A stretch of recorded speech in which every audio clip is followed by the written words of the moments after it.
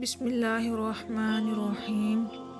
کتاب العلم حدیث نمبر 78 پارٹ 1۔ وہ اور ہر بن قیس بن حسن فزاری موسیٰ علیہ السلام کے ساتھی کے بارے میں جھگڑے۔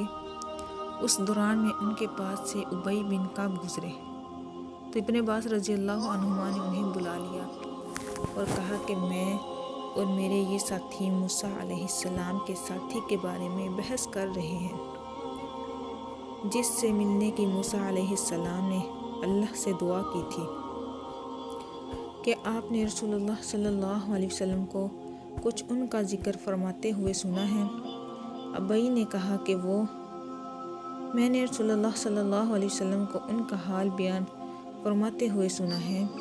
آپ صلی اللہ علیہ وسلم فرما رہے تھے کہ ایک بار موسیٰ علیہ السلام بنی اسرائیل کی ایک جماعت میں تھے کہ اتنے میں ایک شخص آیا اور کہنے لگا کہ کیا آپ جانتے ہیں کہ دنیا میں آپ سے بھی بڑھ کر کوئی اعلیٰ موجود ہے؟